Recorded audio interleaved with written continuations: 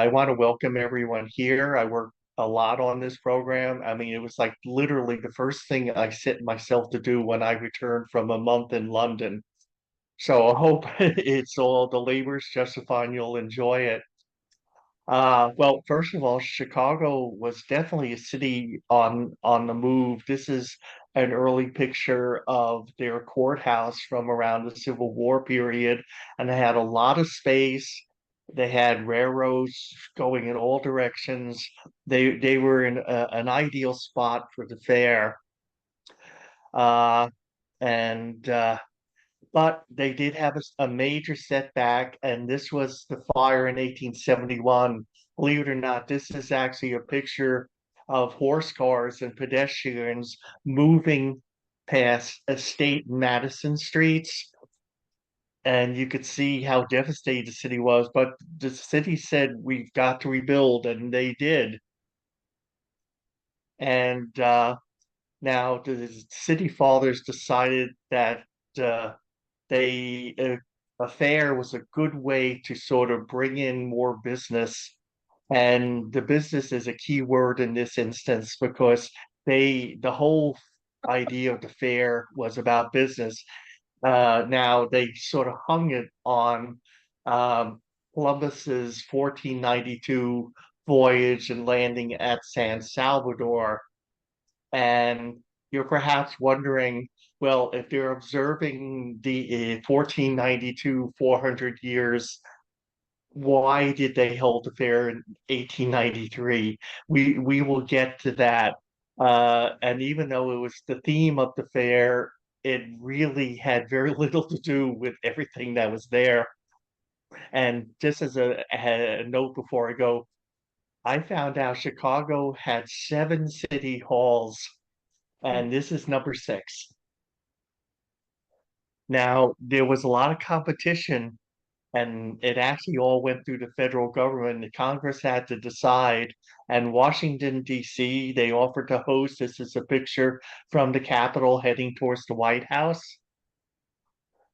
And they had very stiff competition from New York City.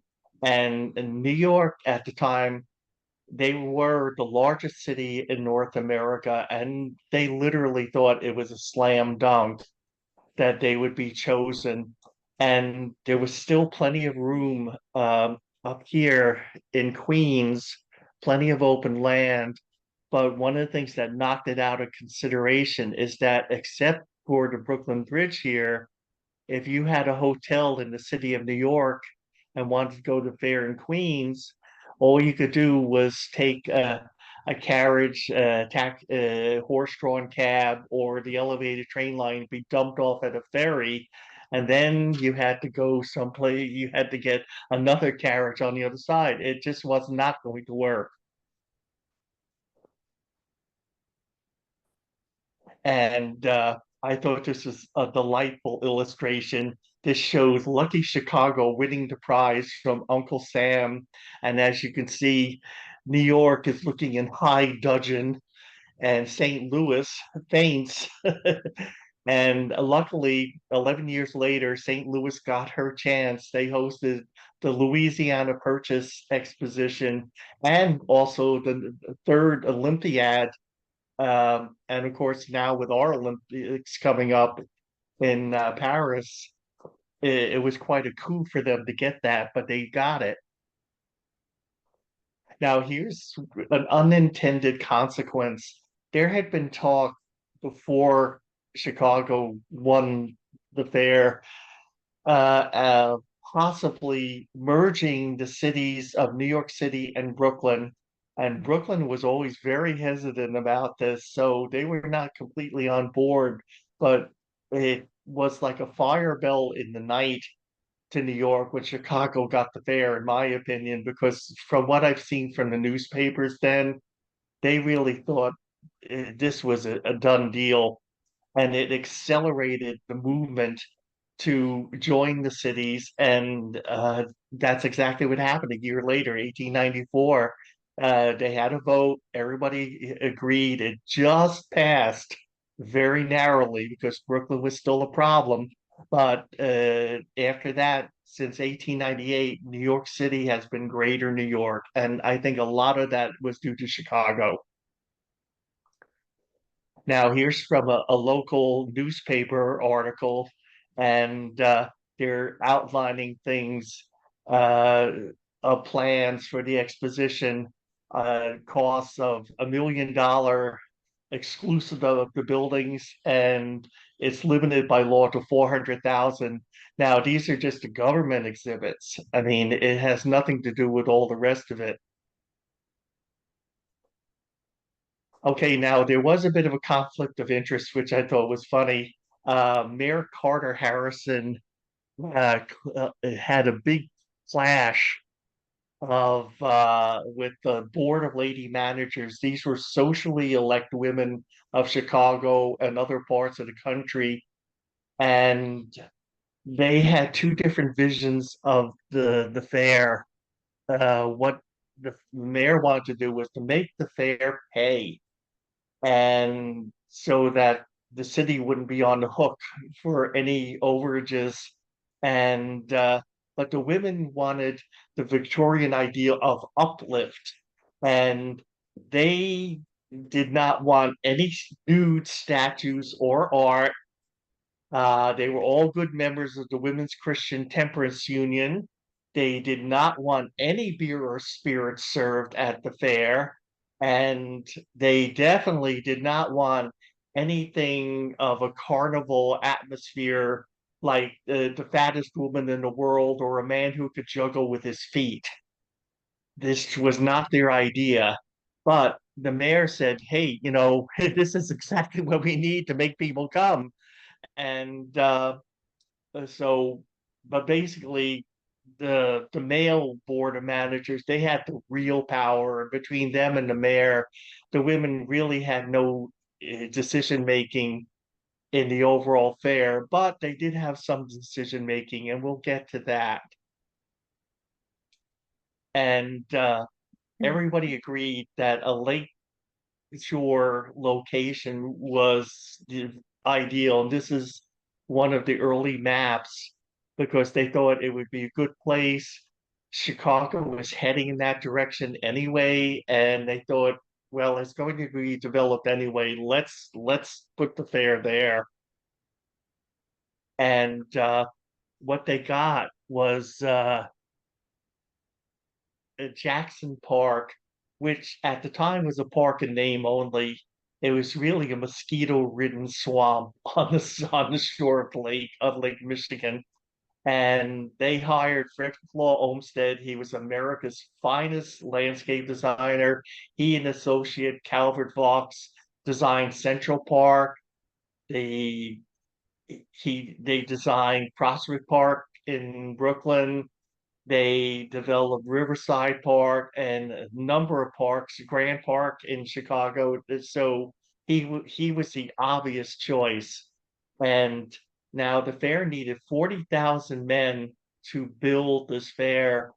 And Olmsted got some of them together, and they had to dig out, they had to reinforce and flood these waterways because his inspiration for the fair buildings and everything was to have a lagoon to be like Venice.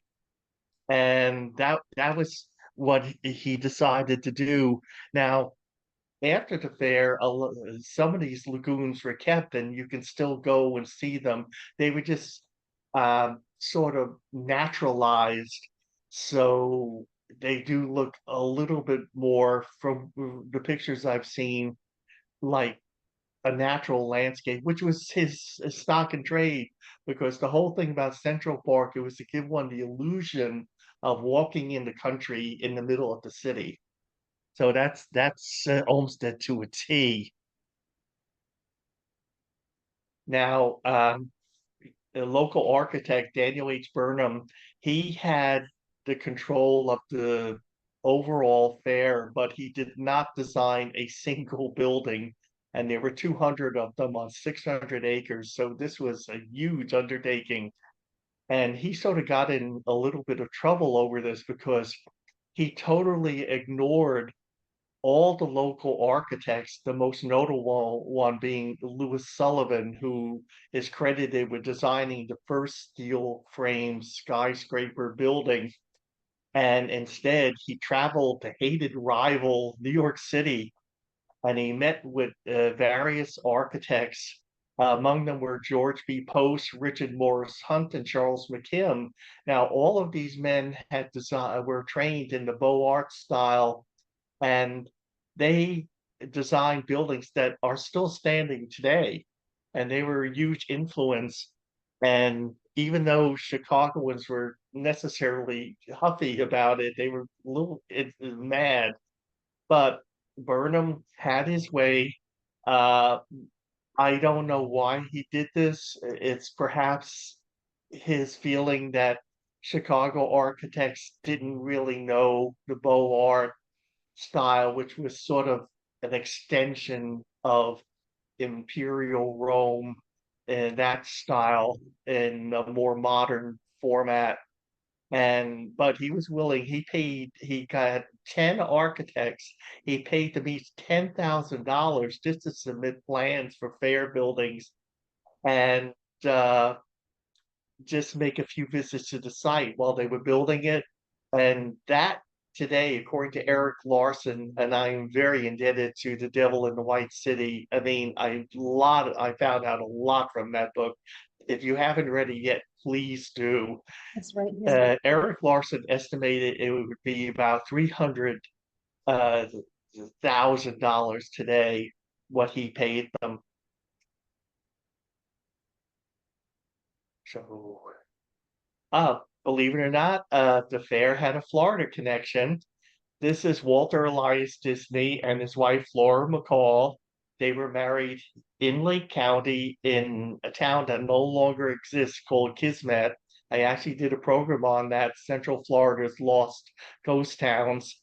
And they relocated to Chicago. They were definitely there by 1891 because Walter was a carpenter and there was a lot of work there to do the fair. And now we're getting to the point where why is a fair supposed to open in 1892, opening in 1893 with such an ambitious schedule? They found that they could not make the 22-month timeline that they had, and they asked Congress for a 6 months extension. So instead of President Benjamin Harrison opening the fair in 1892, which is ironic because he signed the legislation to allow all this, it turned out it would be President Grover Cleveland who would open it in 1893. Now, you're probably wondering what Walter made. Being a skilled craftsman, he made somewhere between $1 to $3 a day, and they didn't have children yet. So that was something. But, it just brings to mind the fact that few of the men who built it, the fair, could afford to go to it.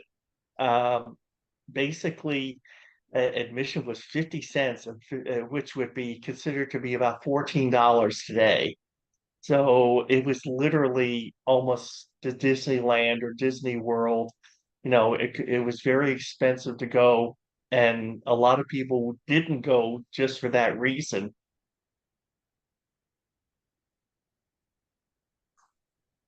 Okay, and now the manufacturers building, this was the largest at the fair and basically in the entire world. As you can see from this picture, look at the figures of the men in this woodcut that was in a newspaper and what they're climbing around on.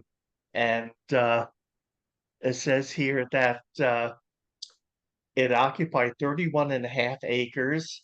They had 44 acres of floor space.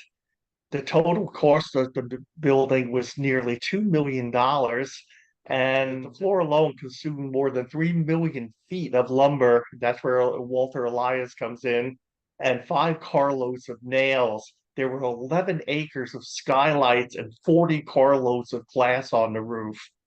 And this is another picture of the manufacturer's building. This is a real photograph. You see the kind of scale that the steel was allowing people to build rather than the used staple of iron. And now invitations went out to all the world, and this is a postcard said all nations are welcome. This is a newspaper article that says a Berlin cable says that the Rhine provinces will send a pavilion, and we'll actually see one of the German contributions a bit later. And but the fair introduced so many innovations, like electric lighting, which will cover more propulsion for machinery and refrigeration. It was a major watershed in American life. And 45 nations actually participated in the fair. Now, here's this stunning view of the administration building in the White City. And you're saying, how could they build all of this in such a short period of time? Well, they couldn't if they were meant to be permanent. And this is what they did instead. They used a material called stap, and it's a kind of artificial stone, and it's made of plaster Paris, which is powdered gypsum, little cement, glycerin, dextrin, sometimes hemp, and mixed with water. And it once it's as thick as molasses, you just take a trowel and make it look like any way you want to, and it can form any shape. And that's literally what the fair was built. But the fair was only supposed to last until October, and they didn't need them to last any longer than that. Now, of course, one of the people the fair influence, although I think in another direction, instead of sort of recreating the glories of Rome as the Beaux Arts people did, um, Frank Lloyd Wright was very interested in this recreated Japanese temple, and the low roof lines and gently and everything really definitely I think influenced. And according to some of the resources I looked at, a lot of people say his whole prairie style was influenced in one way or another by some of the buildings he saw at the fair. Okay, opening day. An estimated 325,000 people attended the opening. As you can see by this picture, it was pretty crowded. And of course, back then, there was no amplifying the voice. So nobody came to actually hear the president speak. One of the attract was his wife, Frances Folsom Cleveland, who had married the president in 1886 during his first term. She was 21 at the time, and she was still a media sensation in the late 80s and early 90s. She is our very, very youngest first lady. No one has been younger than she. And it was really exciting when the president pressed this button and it activated every moving thing on the fair. I mean, it was lights were going on and belts and wheels were beginning to turn. And, it was just an exciting thing to actually go and see. And just in order to boost attendance, and this is the way of helping to make it pay, they had to schedule the fair to show. They would designate different days for different cities, different states. Um, the King of Spain's niece attended, and they declared an Infanta Day. And she actually liked the Ferris wheel and some of the fair, but she wasn't quite as enthusiastic about Chicago. But they made the most of everything they had.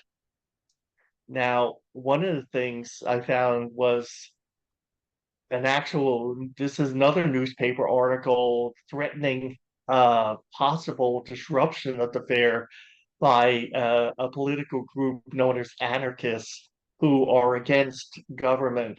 And at that time, they had very good reason to do that. The economy was starting to slide when they started building the fair into recession. And the year before, uh, Henry Clay Frick, uh, you know, it broke the Homestead Steel strike. There was a lot of strife between both groups, and it lasted for quite a long time. In fact, at in 1901, at the Buffalo Exposition, President McKinley was mortally wounded by an anarchist, and even a relative of mine, my great grandaunt, when she arrived at this country from Ireland, 1904 at Ellis Island, one of the questions she had to have an answer for was, "Are you an anarchist?" So it was a really, really big deal. Now, unfortunately, this there was something that was a real threat. One of the things that they weren't quite prepared for was to handle fire. They did have their own fire department, as you can see from the picture. There they are, and this was the refrigeration building where all the restaurant venues, anyone who served food, kept their perishables.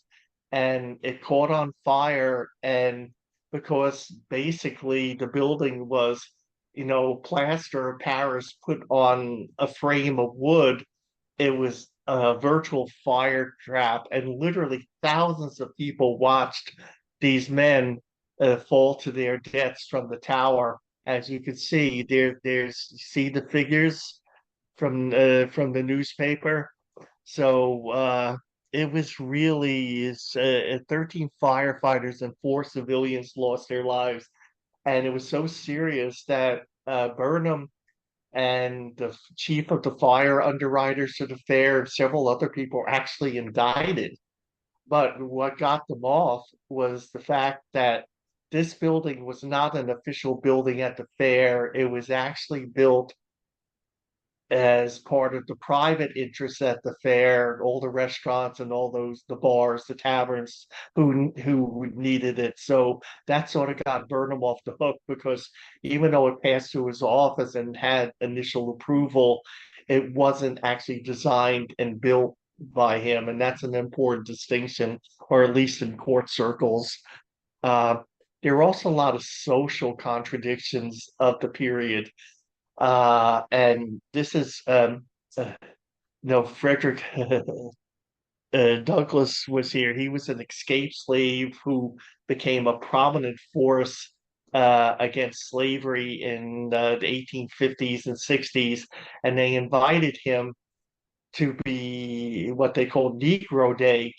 The only thing is that the kind of prices that people had to pay, and few people, I mean, an average family of four would cost $56 in our money to go to the fair, just to hear him speak. I mean, they couldn't even get all the midway items were all an additional fare.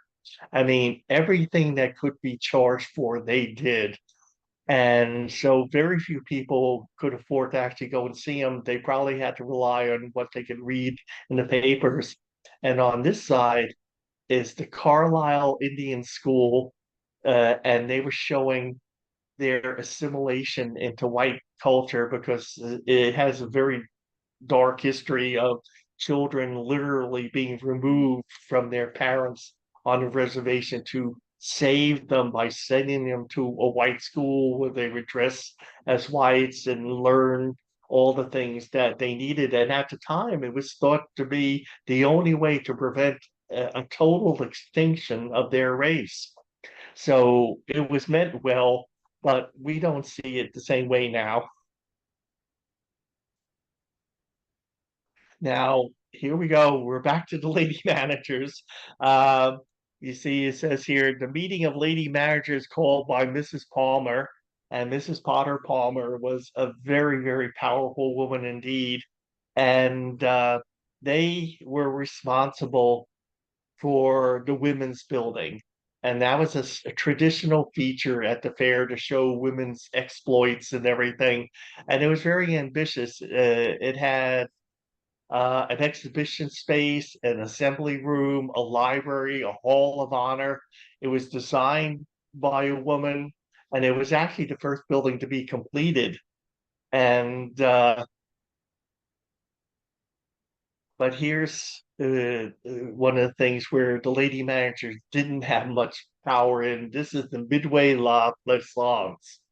And despite its very high-flying name, this was literally the fair's superpower in making it pay, and it had a succession of curiosity bars, and it was so extensive it literally went all the way to the border of the present Washington Park. So anyone from Chicago would know. And if you look in the background way back, you see the immense Ferris wheel, which we'll get to in a minute. Now, you literally have at one time or another put the Chicago World's Fair of 1893 in your shopping cart. These are some of the foods introduced. They have cream of wheat, they have juicy fruit gum, they have shredded wheat and Pabst Blue Ribbon. This is what they got their actual blue ribbon for. They were considered the best beer at the fair, and it's now known as Pearl Milling Company, but it was originally known as Aunt Jemima. It was a prepared uh, pancake batter, so you didn't have to mix the flour and the eggs and everything by yourself. It came in a box, and they actually created a real Aunt Jemima for this. Her name was Nancy Green, and she was introduced at the fair to show women how to use the product, how to make it at home from their box. And she toured a number of World's Fairs, state fairs, conventions. She was so successful, and I mean, she was actually born a slave. She was so successful that she did it up until the age of 26 when she retired. And until 2021, this was the brand name for the product, Aunt Jemima. And because of the connotations it has, the company decided to change it. According to my research, they lost 10% of their sales just because they changed the name. But it was considered necessary, and they've gone on. But that's when it first appeared. Here we go, the Ferris wheel. And this was Chicago's answer to the Eiffel Tower. And the Eiffel Tower in 1889, the Paris Exposition, so impressed our planners. They even actually considered very briefly to dismantle it and bring it to the United States and re-erect it in Chicago. But, fortunately, cooler heads prevailed. And they had it just everything. And what they did was that it was 264 feet tall, and it held 36 cars. Each car could hold 40, sometimes more, and they would make two revolutions. So for your 50 cents, you got a chance to go all the way up and then all the way down again. And in Larson's book, uh, Ferris was not in town the day they tested it. So his wife and several other people went on the first car, and there were only two cars on it at the time. And when they were raised, they found people who were just hanging around. They were fighting to get into the second car, and they tried to keep them from doing it, but they let them in anyway, and they made a successful two revolutions. Everybody was pleased with it. She sent him a telegram telling him the exciting day, everything worked. And his answer by telegram was, "God bless you, my dear."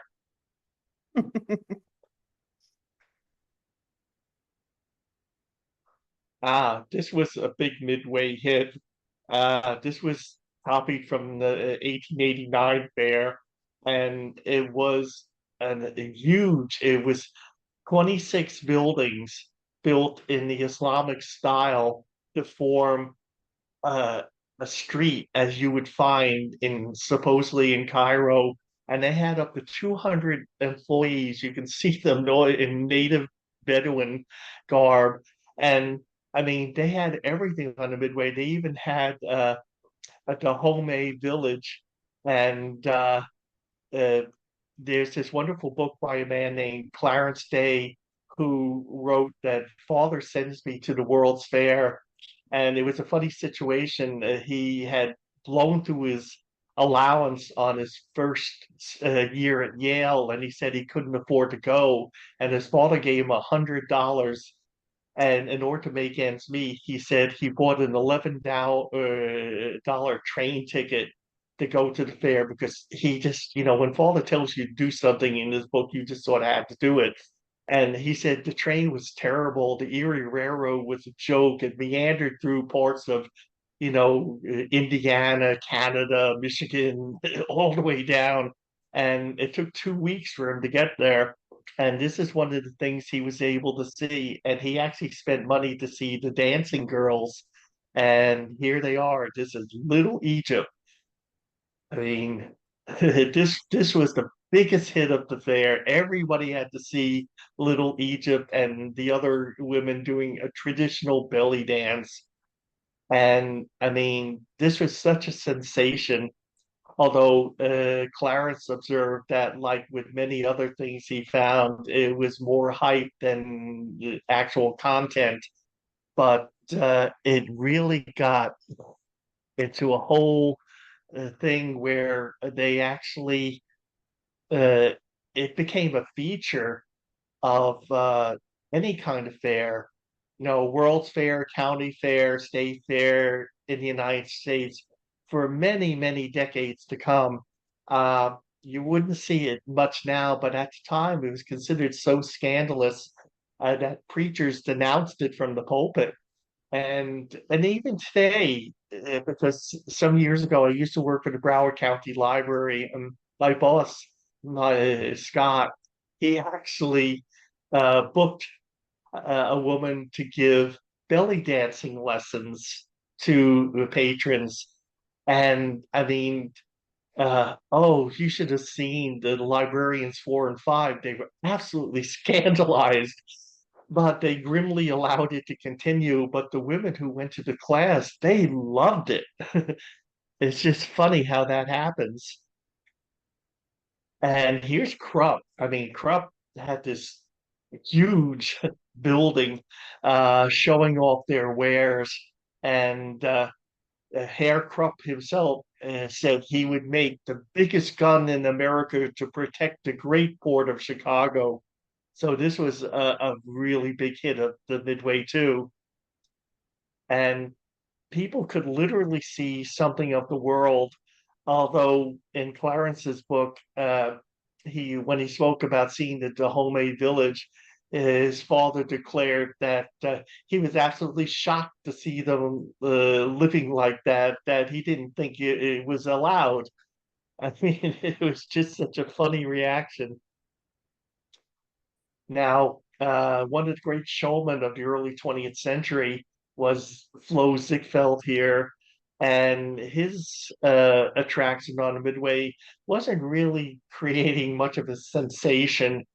However, what happened was is that uh, he had fate intervene, and what happened is that he once spotted Mrs. Potter Palmer in the audience with some of her friends, and he invited them back to see and meet Sandow, and they were even allowed to touch his biceps. I mean, this went like wildfire through the Chicago society, women's community, and all of them flocked to do the same. And I mean, he made enough to launch him officially into major show business, so that by 1907, he actually staged the first of his many years of follies. So it paid off big time, but it almost didn't. Uh, this was one of my favorite. Buffalo Bill, uh, he was invited to be on the Midway with his vast show, but they had the room, they could accommodate him. But there was a proceeds dispute, and the dispute was is that if the show made $10,000 that one day, if they had to give $5,000 to the fair, and he didn't want to do that. So what he did was he found a spot of empty land within proximity to the fair, but not actually in the fair. And I mean, he laughed his way all the way to the bank. He made like, some like over $1 million, which was quite a bit at the time. And his shows were just showing cowboys and Indians fighting with covered wagons, and of course they had Annie Oakley. If you remember, we have a large statue of Annie Oakley sitting outside in the back garden because she and her husband Frank Butler used to spend their winters there. My assistant is back. We will carry on. And now transportation was a major, major thing at the fair. And, it was really pivotal period between the 19th horse-drawn century and the century to come that we were all born in and grew up in. And here's one. Uh, now, on the left here is Elwood Haynes of Kokomo, Indiana. He did not go to the fair as much as known, but he was working on what turned out to be the next year the very first automobile ever to be sold, actually ready for sale in the United States. So that was a major achievement. And on the right is Henry Ford's very first prototype vehicle, the one that would eventually lead to all that was to follow. And actually, Ford filed his first papers to start his company in 1893.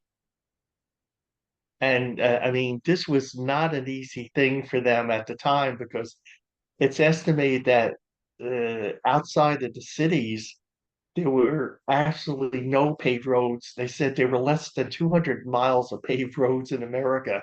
Everything was dirt, and it was there were no gas stations. If you wanted gas, let's say you had your motor car, you had to go to get it at a dry cleaners or a chemist shop. Uh, and it was actually cheaper at the time to have a horse. And there was a support network. There were blacksmiths, there were grooms, there were all these people. There were hay. You could get hay, you could get straw. I mean, all the things that we're accustomed to sort of keeping us and servicing our cars today existed for horses at the time. Oh, I couldn't resist this. Melville Dewey had a company, and he introduced something that we've all had to deal with at one time or another. He invented the vertical file. And here's a very early vertical file that was introduced at the fair. And just think how much space that saved having drawers stacked on top of each other. And guess what? The dishwasher was introduced. This was quite a tale. This woman named Josephine Cochran, she actually produced the first successful dishwasher. Now, hers wasn't the very first to be patented, but it was the best. It could actually clean 200 dishes in several minutes, and that's how it looked. And now she was the only woman to have an exhibit in the building, a machinist building, and she actually won an award for ingenuity. And she also found a lot of interest. Now, few homes could afford the $100 to buy this dishwasher or had the water. requirements necessary to make it work. But a larger institution like a hospital or a hotel could. And right after the fair, she actually got an $800 order from the Palmer House, what was considered to be the best hotel in the city at the time. And from then on, there was no going back. I mean, it took a while for dishwashers to become part of the American home, but they were already a feature in institutions. In fact, even as late as 1939, in the New York World's Fair, there's a film where someone's showing which would you like to see our new dishwasher, and one woman says to another says about her husband says, Tom is going to buy that for me if that's the last thing he do for my birthday. And I said, but mother, your birthday's already passed. And she said, well, I've decided to have another one. Now, here was an interesting innovation that never quite made it, but it was very interesting. It was actually a transportation system, and there were movable seats that went around, and you got to the seats and away from the seats on a series of movable belts that at different speeds. So let's say you were on the platform, stationary platform, you got onto a very slow moving belt, and then you got onto a slightly faster one, and then a slightly faster one till it matched the seats. And that's how you got. And it, there was a lot of interest in it, but it never quite gelled. And what everyone did instead was to build a rail system underground, or there were already some above ground where they actually had stations, and you just walked in and out of the car much easier. I know I would have been killed on that thing at my age. Uh, and I like this. So here we go, Mrs. Potter Palmer again. And this is an invitation. She said, Mrs. Potter Palmer would be pleased to have you occupy a seat in her office, if you please, the first floor, Pavilion A of the administration building. So even though she didn't get to the actual planning the whole fair, she did get an office in the administration building. And now I don't know if this was for fireworks, which they had, but I think it also could have been for this, and I'll show you. The lighting of the century to come, this was the first major use on a mass scale of electricity for lighting. And as you can see from this picture, can you imagine? Because I've actually been in a house that had a gas chandelier, and while the lighting is good, it's nothing like electric lighting. And so this is Nikola Tesla, and he was hired by the Westinghouse Company to implement this for the entire fair. And I mean, people have been gradually changing from gas to electricity in the previous decade, but if anyone had any doubts, this this was the thing that propelled them forward. Now, of course, with all those people there, and they estimate that something like 28.5 million people attended the fair, and it actually did end in the black just. And so this is another way to make the fair pay. They send millions of postcard images were mailed to fairgoers. You bought them at the fair and you mailed them. They also had souvenirs like these medals that you could wear, when you got back home, so everybody would know you went to the fair. And actually, in a way, the medals and the postcards, I always thought the postcards were a bit like those annoying vacation posts you get on your social media feeds. Hi from Mauna Loa in Hawaii, and they keep popping up on your feed. And basically, it's on one level, I think it's sort of sharing the experience, but on another level, it's like I'm here and you're not. Now, here's another way. I mean, really, one of the big flaws in our mind of the fair was actually they literally were nickel and diming you to death. They were the airlines of the 19th century, this fair. And you could bring a camera onto the grounds. However, it was a stiff $200, not 200, but $2 fee. It was $2 to bring your camera, to use your camera. They had an official photographer who sold official photographs, and they didn't want any competition. They wanted you to buy the book. And they had stereo slides, which were really basically the television of the later part of the 19th century. I mean, they sold cards for everything. They sold millions of cards for the fair. I mean, you wanted pictures of London, they had that. They had pictures of lions in Africa, they had pictures of elephants in Asia, they had pictures of coffee workers in South America.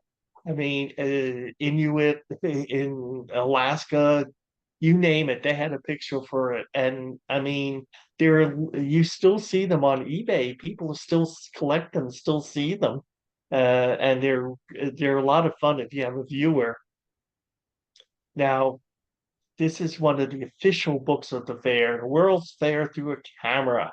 So if you didn't want to pay to take your own pictures, you got the professional pictures and brought that home.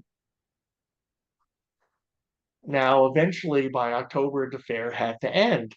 And this is how they actually ended them. They actually set fire to the White City and burned them down. And see these people here, they pay 25 cents to come in and watch this. And however, despite the spectacle it presented, there was actually a rather grim reason, according to Larson, about this, is that because of the economy really, is sliding. I mean, basically, the recession lasted from about late 1891 and didn't really start to really recover until 1898. And a lot of people, many of them former fair employees, because when the fair closed, they were out of a job. They were living in them like a homeless camp. And so, they burned them down, so they couldn't just live there. It was really a tough time. I mean, the decade has been named in the popular consciousness as the gay 90s, but actually the 1880s and the 1900s were a lot gayer time than that decade, but it's just the way people remember it. Now there is a little bit of the fair left. There are 8 fair buildings that still survive today, and the best known one was the former Palace of Fine Arts, which they had. It was actually uh, now so-called the Museum of Science and Industry, and I would love to go and see it sometime. But unfortunately, we're not planning on going to Chicago just yet. But if we ever do go, I would definitely like to see it.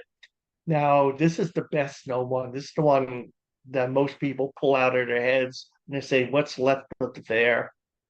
Uh, but there are several other lesser known survivors. This one was the Dutch Cocoa Building. And after the fair, it was dismantled brick by brick and is now a registered landmarked apartment building in Brookline, Massachusetts. And this is still within on the grounds. This was a comfort station, and I mean, and yes, they did charge you to use those, uh, but there were some that were designated as water closets, meaning you could do your business there, but they had no sinks. So, and those were basically free. But these with sinks, towels, and all the rest of it, you had to pay for that.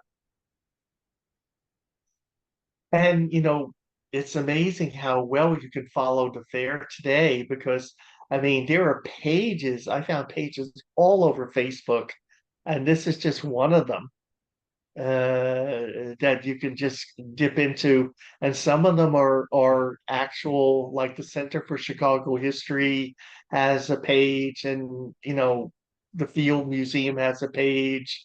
A lot of people have a page, and bloggers have written about it, and it's just amazing how much is actually out there. And there are also a lot of videos online, and they've been fascinating to watch. You can actually, look for 1893 Chicago World's Fair, and at the top of your screen you see videos. Click on videos; it shows you all the videos that are available that everyone can have. And here we go, Devil in the White City. It is an absolutely fascinating book on the period. I mean, my hats are off to Eric Larson. I've just been finishing another excellent book of his about Winston Churchill's first year as Prime Minister in World War II. And I mean, it's not only about the war, the country, it's about him, it's about his family, his inner circle, what they were doing at the time. Uh, my favorite expression was he wrote, apparently his wife Clementine was normally a very gracious and very sensible, very calm woman, but she would be prone occasionally when she felt she needed to go into what the family called her sweeps. And in a letter, Winston wrote that says says says Clemmy dropped upon him like a jaguar out of a tree. That was a wonderful expression. So read this book, read his other books.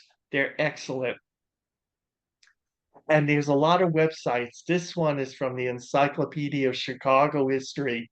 So yeah, I mean, I spent days going through stuff like this. I mean, the fair is still very much a living presence in many, many ways. And even on the Internet Archive, you can actually, this book is still under copyright, but you can still borrow it for an hour, or they'll even have a link.